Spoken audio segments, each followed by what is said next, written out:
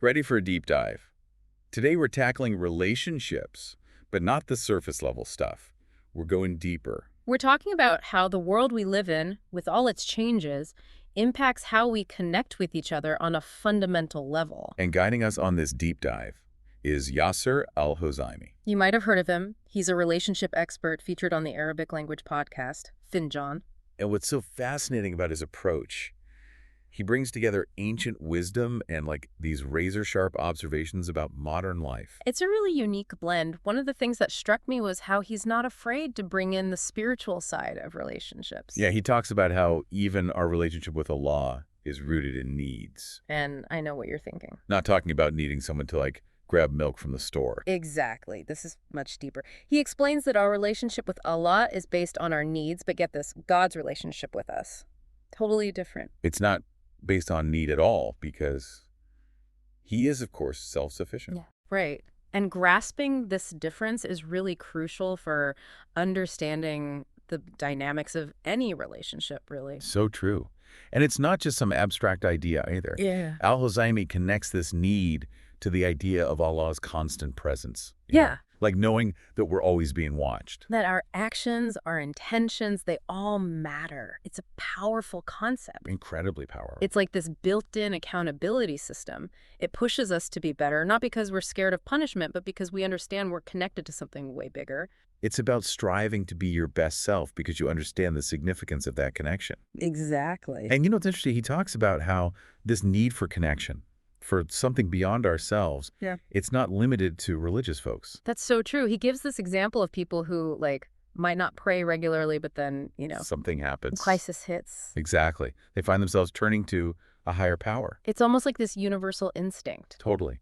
When things get tough, we seek comfort, support, something beyond just the everyday. It's like there's this deep down longing within us. He even tells this hilarious story about a man praying that he wouldn't need anyone, to be totally self-sufficient. Yeah. The imam gently points out that he's basically asking for death. Because let's face it, as long as we're alive, we're part of this world, connection is just a part of the deal. Yeah, we're wired for it. Think about it. Who do you rely on, even in the smallest ways? Whose presence brightens your day? A quick chat, a shared laugh. We need each other, whether we admit it or not. And, speaking of relationships, Al-Hozaimi talks about the most important one. The one with ourselves. Exactly.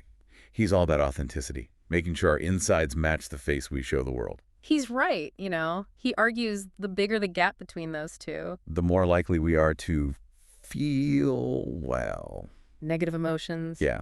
It's like this inner dissonance, this constant worry about someone seeing through the facade. Especially in the age of social media. Oh, tell me about it.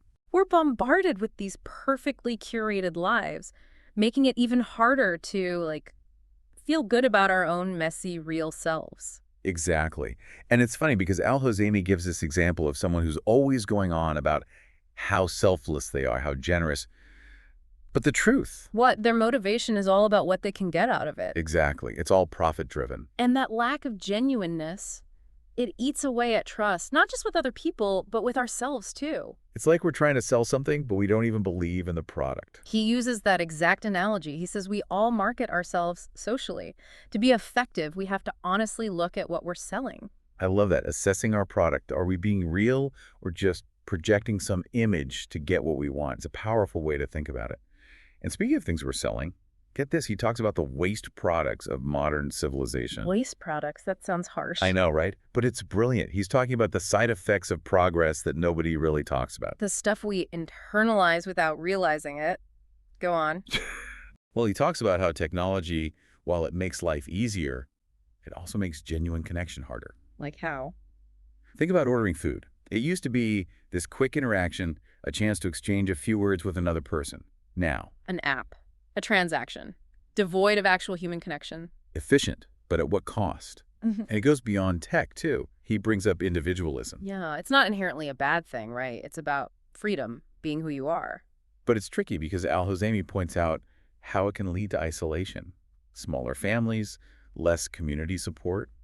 It's easier to feel like we're on our own. He uses this powerful image of us all being passengers on a train, moving fast, caught up in our own thing. So caught up that we forget to look around. Actually see who's on the journey with us. We're all rushing to some destination and we miss the ride, the connections we could be making. It's so true. And sometimes we don't even know who we're riding with. And that is where Al-Hozemi's message is so powerful, you know? He reminds us that we have more control than we realize. We have choices, especially in how we interpret the actions of others. Okay, so we've talked about the challenges, but what about solutions? What can we actually do with all this? Well, Al-Hozemi really stresses taking responsibility for our own behavior in relationships, that is. Our own actions. Exactly. He even encourages us to actively offer kindness and support, even if it doesn't feel like it's going both ways. Even, and this is interesting, in relationships that feel, I don't know, sick, toxic even. Right. It might seem counterintuitive, but he says sometimes the healthiest thing is to focus on what we can control. Because we can't change how someone else acts. We can't. Yeah. But we can choose to show up with compassion, with integrity, even when it's tough. So it's like setting an example. Exactly. Modeling what a healthy dynamic can look like, even if the other person isn't quite there yet. Right. Makes sense. And he's realistic, you know? He knows this is way easier said than done, especially when we're dealing with, the pain of attachment. Those really intense, often unhealthy bonds that leave you feeling kind of trapped. Exactly. He gives some really practical advice for those situations, Yeah. like getting rid of reminders of the person. Out of sight, out of mind. In a way, limiting contact, too, and understanding that those intense feelings, they're kind of addictive. Oh, interesting. Like an addiction. Yeah, that need to be connected to get validation. It can trigger those same reward systems in the brain as, substances. Wow. So it's about recognizing we have a choice. We can feed the addiction Or choose a different path, one that leads to healing, to freedom from that cycle. So much of what we've been talking about feels really abstract. I'm wondering, how do we actually navigate all this in our modern world? Concrete steps, Al-Hozemi is big on tailoring your approach based on the type of relationship. Okay, so different situations, different strategies. Exactly. So a relationship that's really over, beyond repair. He's like, clean break, cut off contact, don't look back. Rip off the Band-Aid. Exactly. Now, unhealthy attachments, where there's that pain, that codependency. Gotta remove the triggers. Resist the urge to reconnect. Put yourself first. And what about relationships that are, strained, but you can see them working out? A friendship that's gone a bit cold, or family stuff? He says, take the initiative to mend it. Reach out, apologize if you need to, let them know you want to reconnect. So it's not about waiting for the other person. No, it's about saying, hey, this relationship matters to me. I'm willing to put in the work. I'm noticing a theme here. A lot of Al-Hozemi's advice is about being more mindful about our relationships, wouldn't you say? Slowing down, noticing our own patterns. Absolutely. It's about intentionality. And he stresses that we have way more agency than we think. More control. Yes. We can either let life just happen to our relationships, or we can choose to be present, to be deliberate. That's a powerful message. That we can create the kinds of relationships we want. Exactly. It starts by being aware, noticing our own stuff, and then choosing to show up differently. He actually ends the Finjan episode by asking listeners a question. A powerful one. He asks them to think about the last time they put their phone down, ignored all the distractions, and really connected with someone they care about. Wow. It's such a simple question. Yeah. But it makes you think, doesn't it? Yeah. In this world that's constantly demanding our attention, how are we prioritizing our relationships?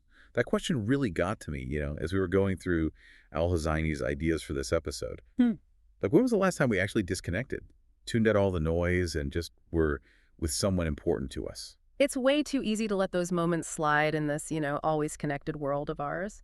But he's right. They matter so much, not just for us, but for how we build relationships, communities, thought, everything. It's true. And I think that's a perfect place to wrap up. So to everyone listening, here's a challenge for you this week. Find that time for real connection. Put the phone down. Step away from the screens. Be present with someone you care about.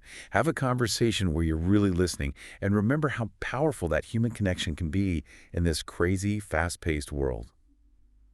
And that's a wrap on our deep dive into Yasser Al-Hozemi's insights on relationships. Lots to think about. We hope you found it as fascinating as we did.